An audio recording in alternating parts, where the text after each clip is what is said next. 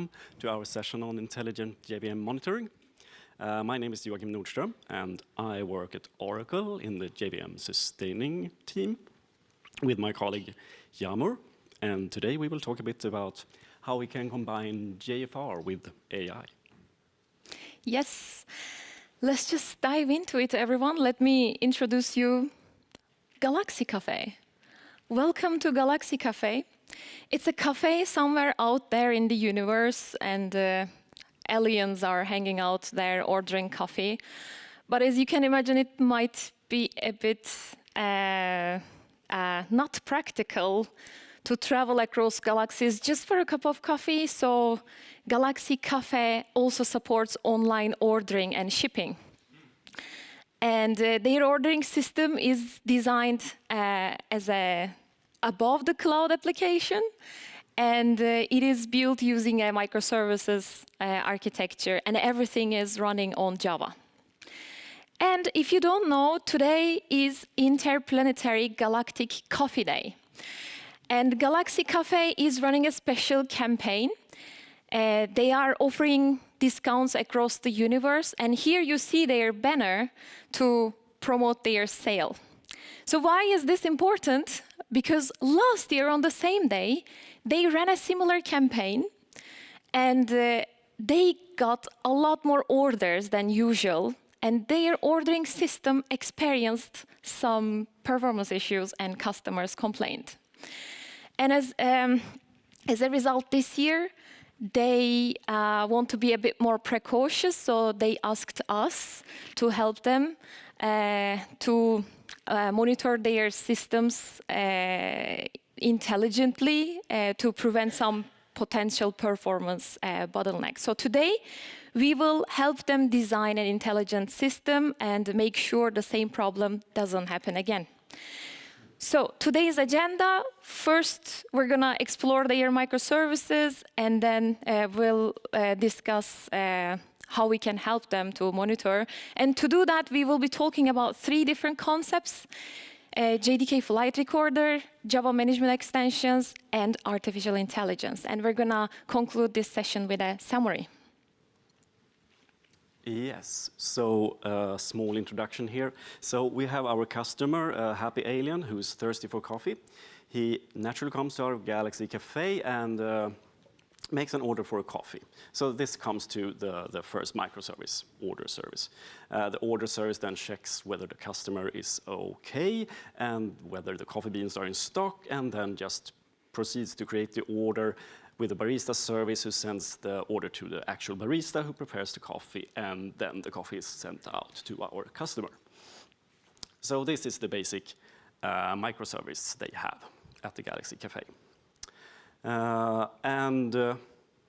In order for us to monitor this, we could, for instance, start the flight recorder like this on every microservice.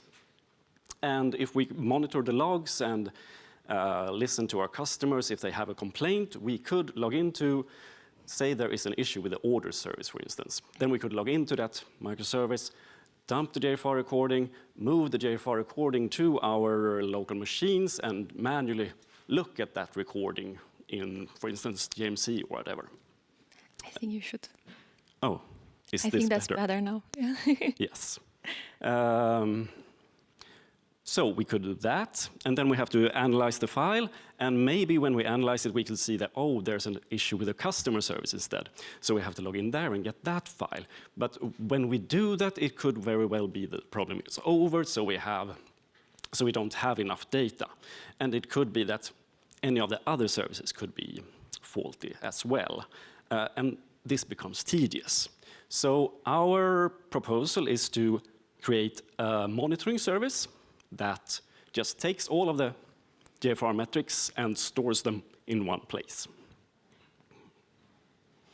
And here we also want to add AI because we don't want to manually analyze the data. And preferably, if the AI finds an issue, we want it to be able to control each of the microservices. And our suggestion to do that is using JMX. So we're going to start first at looking at JFR. And instead of starting it using the argument, we decided to create an agent, because then we can just ship the agent to each microservice, and it makes it easier to start it this way. And in order to create an agent, we just create this pre-main method, and then we package this in a jar, add the agent class to the manifest file, and then we can just, on our invocation line, just add -java agent and point to the agent. So this we do on each microservice then.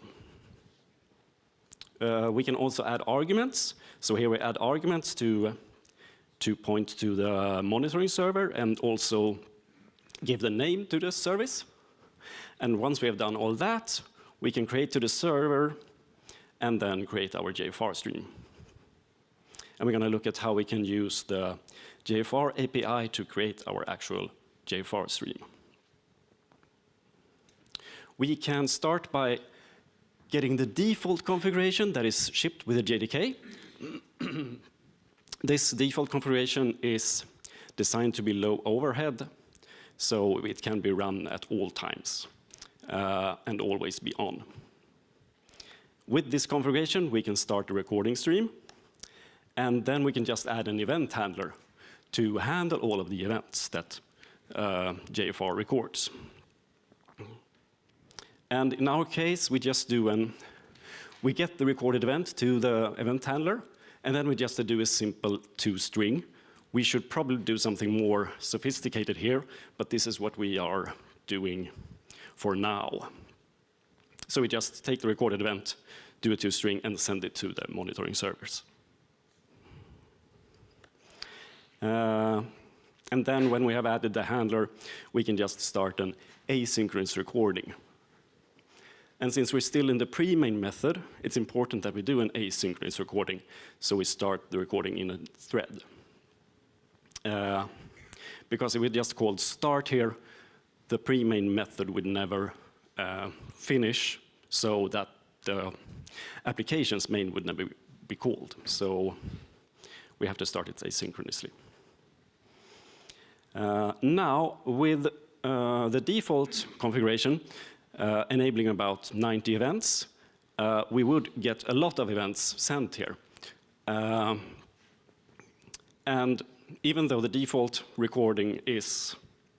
configuration is designed to be low overhead, when we add an event handler and do other stuff with it, that guarantee cannot be held. So instead, for our purpose, we could create our own custom JFC file that just enables the events that we are interested in to not get all events. And since we can use a file, we can also just put the file on the monitoring service, so we allow the monitoring server to decide which events we want to enable. And on the server side, we can take, for instance, the service name plus JFC to get a custom file for that particular service, or we could just generate it programmatically. But that's on the server side. So now that we have a configuration that only has the events that we're interested in, we should still not, since we have this event handler added, if we start another recording simultaneously, all of those events would also be sent to this event handler. So we have to explicitly enable only those events that we actually have in the configuration. And we can do this by just iterating through the config, checking for the enabled flag. So all of the events that are in the configuration are sent with the event name and Brädgård, and then the attribute. So we check which ones are enabled, and then just add the event handler for that particular event. Yes, so now we've shown how we can create an agent that starts a recording and also has the configuration on the monitoring service. So now we're going to talk a bit about JMX, which allows us to control the monitored services. And JMX is a super old feature. Way back in JDK 5 it was added. So it's not the hippest feature, but it's still there and works. And it can be used to monitor application health and performance. You can also use it to configure and control applications. And it works both locally or remotely. Lots of app servers use it already, like WebLogic and Tomcat. We also have included in the JDK, we have JConsole, which is, I'm going to show it later. But also we have Visual VM and JMC that uses JMX. And just a short introduction on what JMX is. The core concept is managed beans, or MBeans for short. And these are just plain Java objects. But we have a JMX client that can connect to the MBean server and then interact with the different MBeans using either attributes, operations, or notifications. And just to give a quick example on how it looks on the microservice. This is how we can do a standard MBean. We just create an interface and then we implement it. Sorry. And then register this with the MBean server. We can also create dynamic MBeans, and then we don't have to decide at compile time which attributes or operations we want to. Sorry. No worries. We will be implementing this dynamic MBean soon with our intelligent monitoring system. Precisely. Yes. And to enable JMX, if you want to test it at home, you can just add a property, ComSun management JMX remote. We can also add a few other properties to disable authentication, which is good if we want to test it locally. We shouldn't do this in production, though. And I'm going to show JConsole now, which is the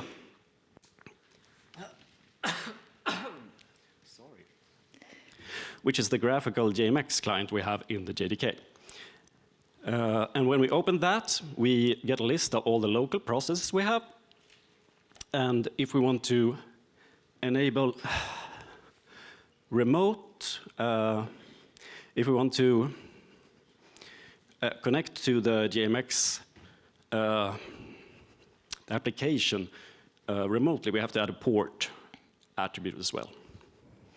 And when we connect to the application with JConsole, we can get an overview of, we first get this with different metrics, and all of these metrics are coming from the MBeans that the JVM is exposing. So we can, for instance, see the heap memory usage and number of threads and stuff. We can also get a VM summary, and we're going to look at the last tab here, MBeans, and this displays all of the managed beans that the JVM currently exposes. So they are like default MBeans, and we're going to be creating our own MBeans. Right. So there might be a lot of MBeans, right? Yes, yes. And just for an example, we could look in the memory MBean where we have the GC operation. So we can, using a JMX client, start a garbage collection remotely or locally as well. JFR also has its MBeans. So in attributes, we can list the available configurations. We can list the ongoing recordings and stuff like that. We can also get a list of all the JFR events that are supported by this JVM. We also have different operations here. Like we can start a recording or stop recording or dump a recording remotely. So that's JMX in theory. And now we're going to look at how we can create our own MBeans. Yeah, thank you, Joachim. Now that we have the theory, let's see JMX in practice with our case. But before, let's just remember what was the microservices we had. So we have the order service where we receive the orders, and then it validates the customer with customer service, and then it fetches the ordered products from product catalog service. So here, what can we control in runtime to prevent problems? For instance, if we have like a search cache in product catalog service, it might be good to clear it time to time when necessary to prevent some potential memory pressures. And the other thing could be about how we are fetching the products from order service side. Maybe on like usual days, we can fetch a single product at a time to deliver it with a low latency. However, on days like today, when we are getting lots of order requests, maybe we should fetch the products as batches of them. And we will be implementing these with JMX. And once we have this kind of configuration, for instance, in order service side, we can just check whether this very simple batch processing is enabled or not. And then based on that, we can fetch our products. So, okay, we right now know what we want to do. But first, we have to create the MBean and then register them. So we have the microservice. Let's say we have order service. And we know that we would like to control this simple batch processing. So let's just create something called batch config. And here we are implementing dynamic MBean as Joachim just showed in theory. And then we are getting the platform MBean server. And the platform MBean server is the built-in JMX server that comes with the JVM. And it is running in the same JVM where our microservice is running. Then we are creating an object name with the package name, com Galaxy Cafe. Then I'm going to jump to the third one, the service name. And then the last one is the name of the MBean. And the second one is something we define. So let's just give a type to this MBean, let's say self-healing. Because when we are discovering these MBeans on the remote server, which is going to be our monitoring system, we want to distinguish which MBean to use. And these are going to be the MBeans with type self-healing. So we're going to use in our self-healing setup. And we are just registering our object to the server. And now we have an available self-healing type active MBean in JMX port 9011, for instance. Yes, we have seen JMX operations and attributes, and we have examples for both of them. First, operations. Operations are the methods you can invoke remotely. And if you remember, we want to clear the cache, for instance.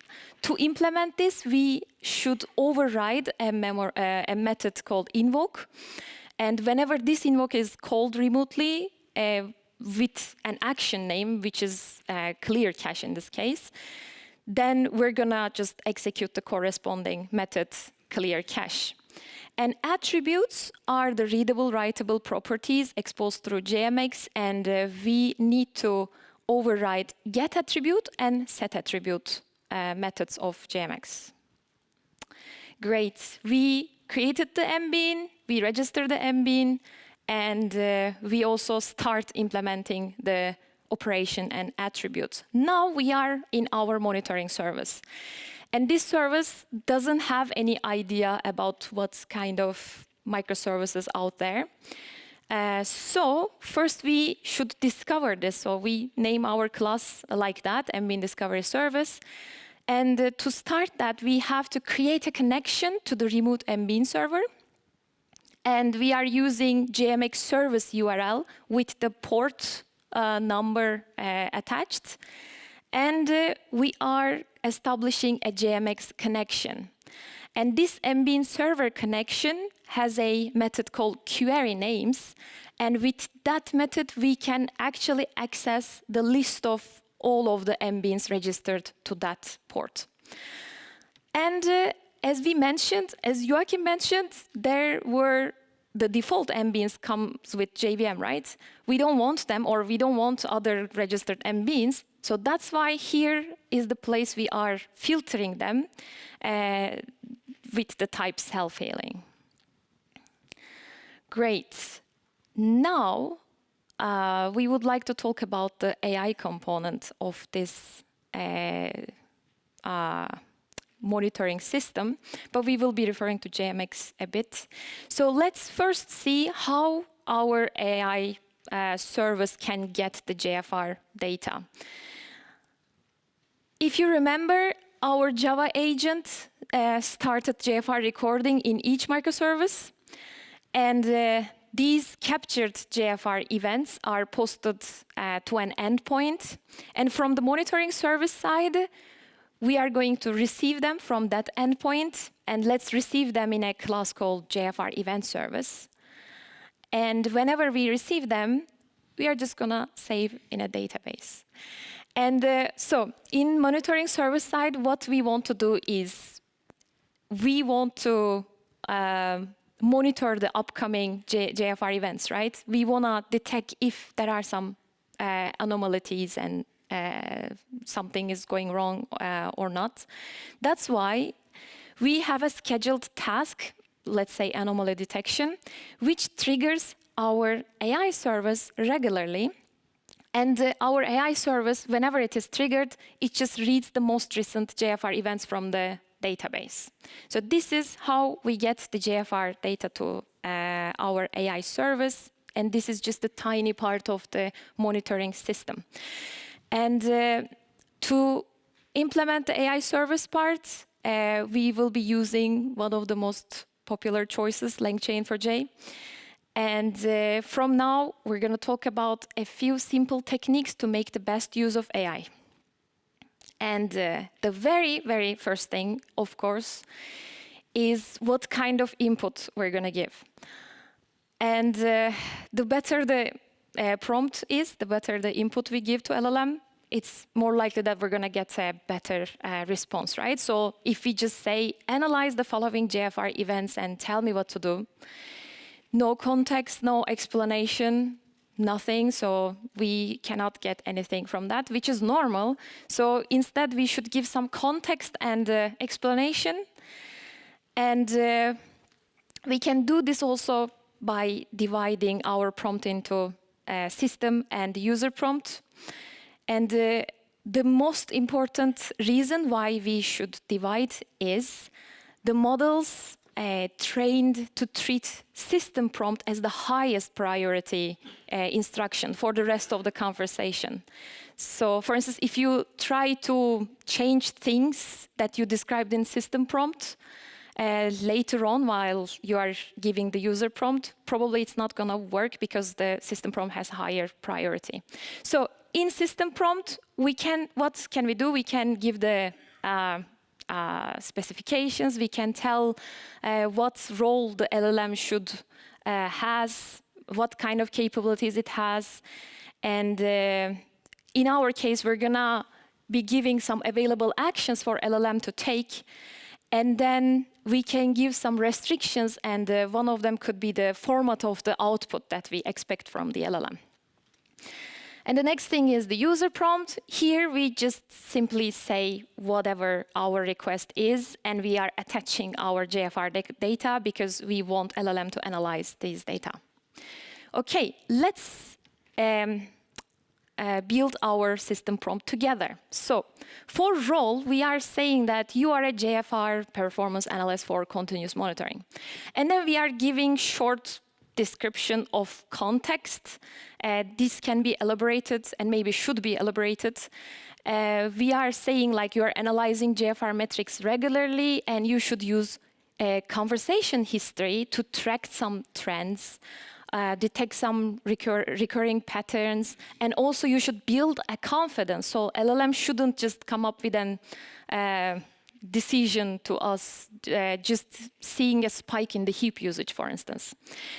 So in between, we're going to have something else. But For confidence level, we also give a short guideline so that we can utilize this number later on to make the final decision and, of course, our whole system a bit more reliable. Yes, and here is the part we are gonna inject our actions, available actions. But as you already have seen, this part doesn't have any idea what is available. So, and we don't want to hard code them like enable batch, disable batch, clear cache, whatever. So we're gonna receive them via JMX here. So let's open a parenthesis and revisit JMX. Yes, so we remember operations and attributes. We already overrode our methods. And now we would like to attach some metadata to those operation and attributes so that our monitoring system can make sense of it. And to do that, we will be overriding a method called getMBeanInfo. And within this method, we can use a descriptor class from JMX package to create some fields. And the most important field here is the action name. This is what we define. We are defining that clear cache in capital letters or enable batch, for instance. And another field we wanted to define is confirmation. So it is either true or false to show that this particular action requires an extra confirmation or not from the user. So if it is a critical action, maybe we should set this true.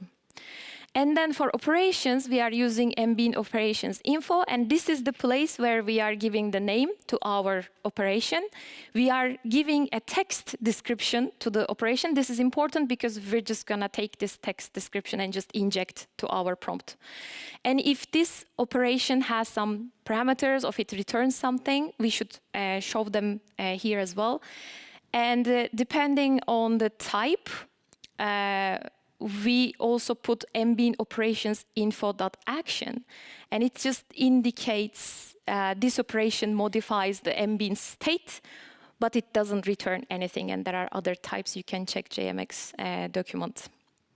And attribute side, it is very, very similar, but we are using MBean attribute info. We give the attribute name, the type of the attribute, text description of the attribute, whether it is readable, writable, and finally we are just returning the MBean info object. And once we implement that, if you remember, Joachim showed on, oh no? We'll probably come back to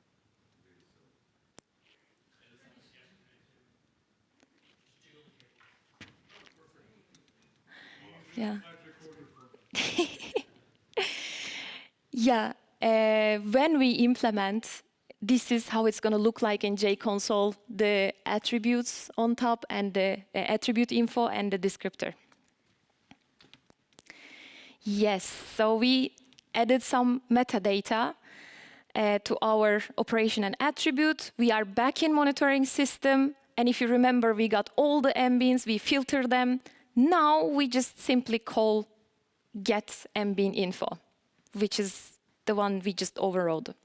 And by doing so, we can also access the descriptor, attribute information, everything. Nice. So we are still in system prompt. We are gonna now give some restriction. And if you remember, we said we can tell our output format.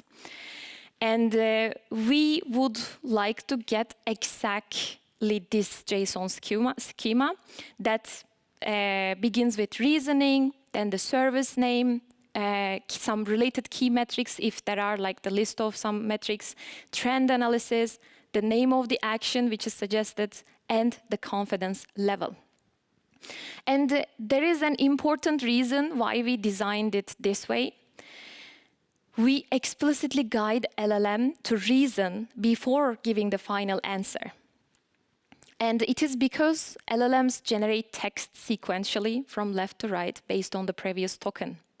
So if we ask the answer first, then the LLM is going to commit to that answer without walking through the problem fully.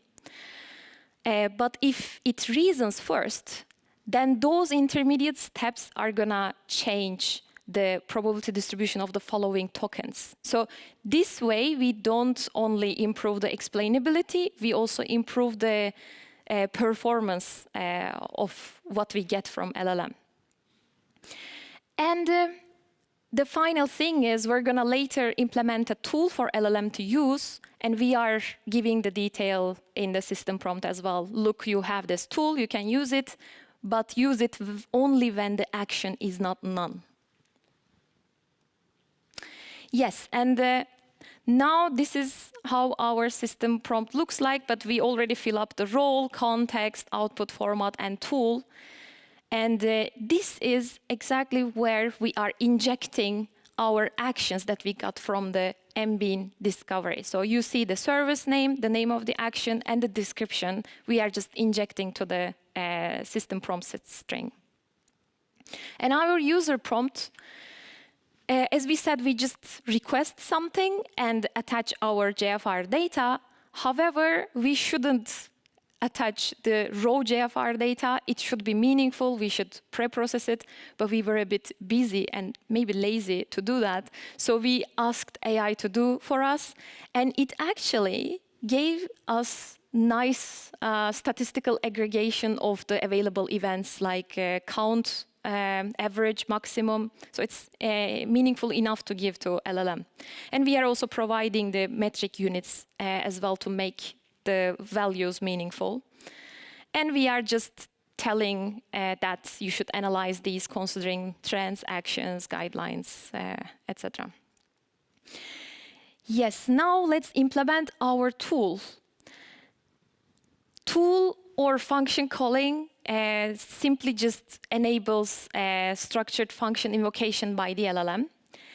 And we can just simply annotate a method with tool annotation to make it callable by the LLM.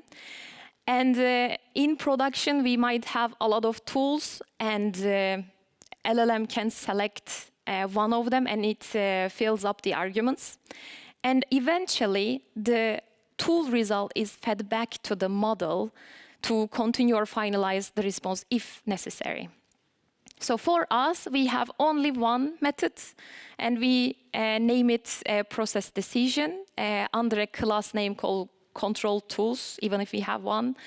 And we are just annotating with tool annotation with a short description. And this has annotation of action name, service name, confidence level, and reasoning.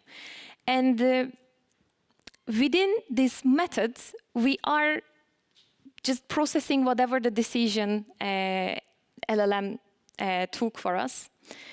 And if you are doing something in production, one should pay attention here a lot, I think.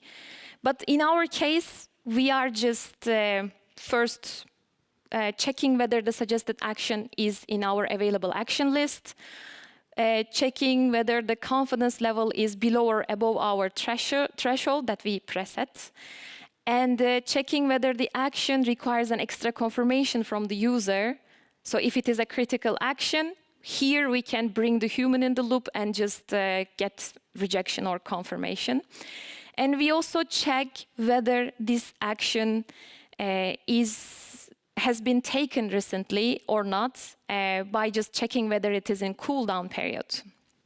And if it passes all these checks, then we are just gonna execute this action remotely. Yes, now let's see how we used LangChain4j to bring all these components together and talk to LLM. And in LangChain4j's documents, there are these following components. They are mentioned as low-level components: chat model, chat message, chat memory, user message, and so on. And if we want to combine them together by ourselves, it might require an extra attention, and it might be a bit tedious. But LangChain4j has an abstraction layer called AI services. And That way, we don't have to think about how we should orchestrate those low-level components. And it is pretty useful if you, especially if you need to use tool integration and memory. So let's begin. First, we have to select a vendor and a model, and it is always tricky to select what model to use. And this can be just changed with something else, and we played around. We tried some other things, but eventually we said, let's do Anthropic's Haiku 4.5.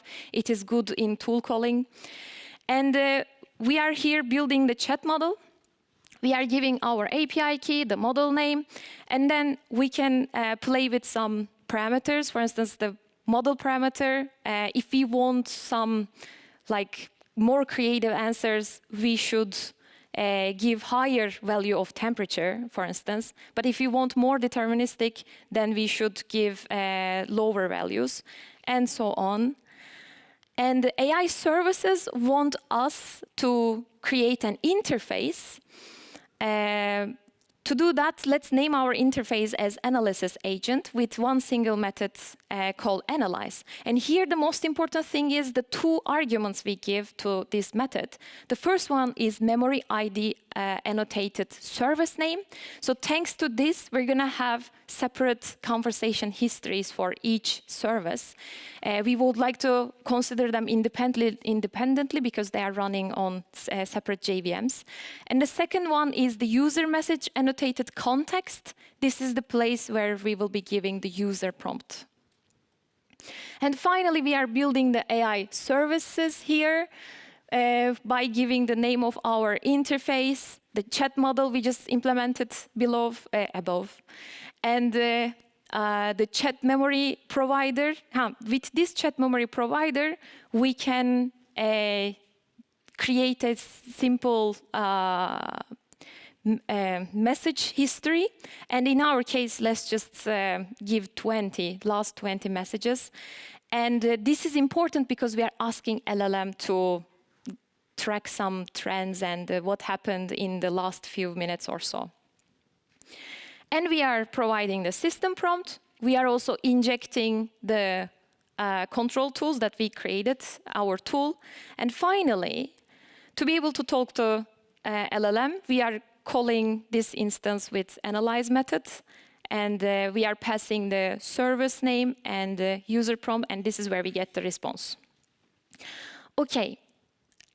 So let's see some results. Here, you're going to see some logs from our monitoring service. We simplified it. But let's see how the response we got from LLM looks like. So in the content field here, we actually get the reasoning, service name, key metrics, trend analysis, action, and confidence. So we actually get the exact format we ask for the LLM. So we can just parse here and go on. But it also provides some extra details. We just simplify it here. And eventually, it decides that, OK, I will now invoke the process decision tool. And it fills up the arguments for that tool, and the tool is called. Nice. We have seen this before. So this is the part where we got the JFR events to our AI service. So let's complete this diagram. AI service gets the list of available actions from MBean discovery. And when we have those actions, it builds the prompt, it talks to the LLM, and then it comes up with a decision. And let's assume it's going to execute this decision, and it invokes this action remotely via JMX client. So here, the example is enable batch. And if you remember, it was an attribute. So we are just calling connection set attribute. If it was operation, it was going to be invoke. And JMX client enables this batch processing in our microservice. And this completes our monitoring service logic.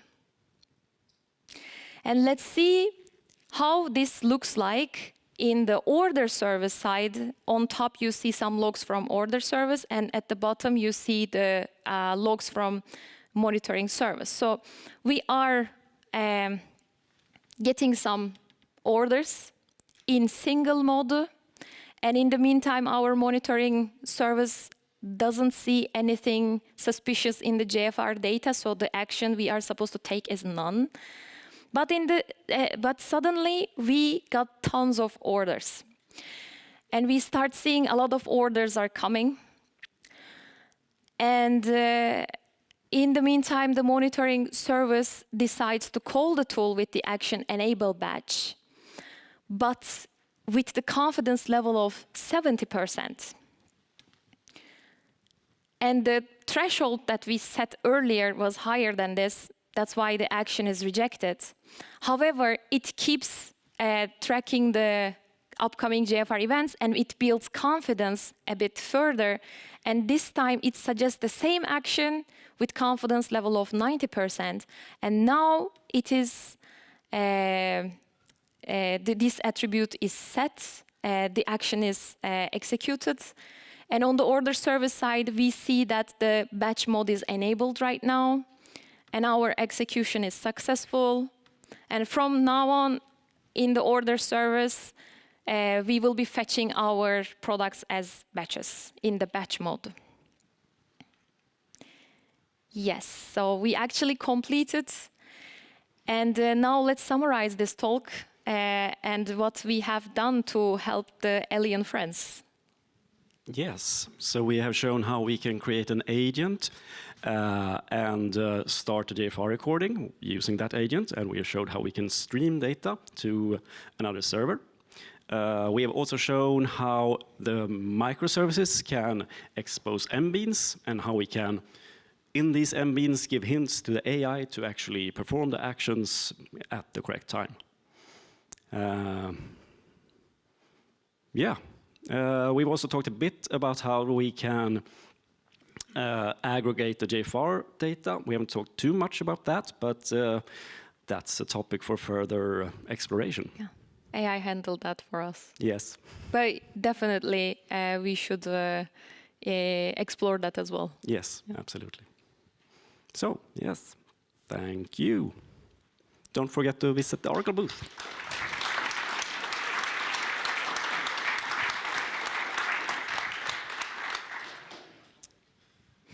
All right, so we take questions, and remember to vote, of course. So we'll take some questions. We have some 5 minutes for questions, and we have one here. I will run around with a microphone, so keep your hand up. Hi there, nice presentation. Any reason why you're using MBeans and why not MCP server? Do you want to answer? Or? The main reason actually is we want to explore what we can do with JDK.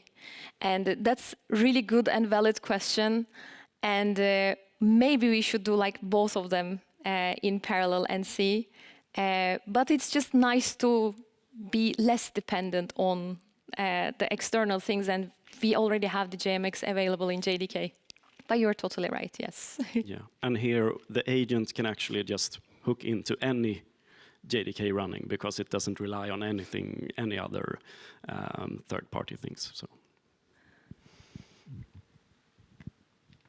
All right, we have another. Yeah, thanks for a great presentation. So about JFR analysis, there is really a cool CLI tool, JFR, obviously, and you can use JFR print, and it will like produce you really great results. But yeah, otherwise, really great job. Yes, actually, there is configuration API for JFR. So like if you want to do some manual stuff on the code with that API, was it configuration API? It's so like easy to extract and use, I think. Yeah. And there's, I mean, we discussed where we should aggregate the data. We can do it in the microservice. Now we chose to just stream all of the events to the monitoring service, and it sort of works, but I don't know how it would work in production. So that's, yeah. Yeah, like there are actually some challenges that we faced, and one of them was this one. it's like a bit difficult to decide where we should the whole processing for JFR. And if we do in the agent side, then AI part doesn't get everything. No. But it might be easier because of the API and, as you said, the comment that,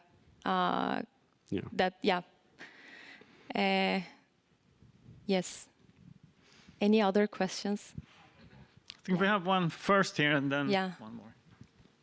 Hey, hello, thanks for the presentation. Thank you. So who is monitoring the monitoring service? Or the other way around, couldn't you do all what the monitoring service is doing in the service itself? Like the service could be self-healing himself, like all the actions he could take himself. So what's the advantage of having all this overhead? Yeah, great question. So the main idea is actually having just a UI and trying to remove the burden from the programmer, user, whoever is monitoring.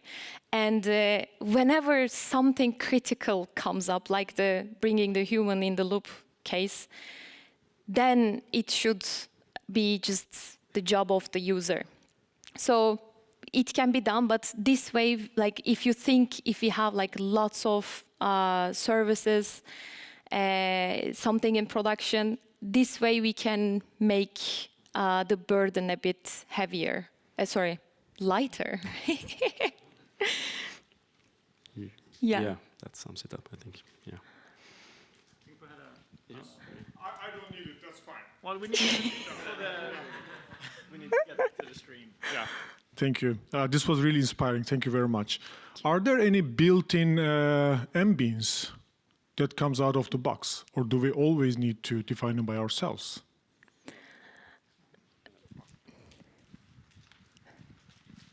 No, so the JVM comes with lots of MBeans, and those were the ones that I showed in the beginning in JConsole, where we have like heap memory usage and number of threads and stuff.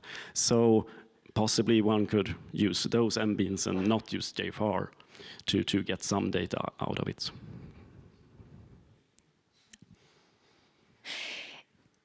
Can I ask a question?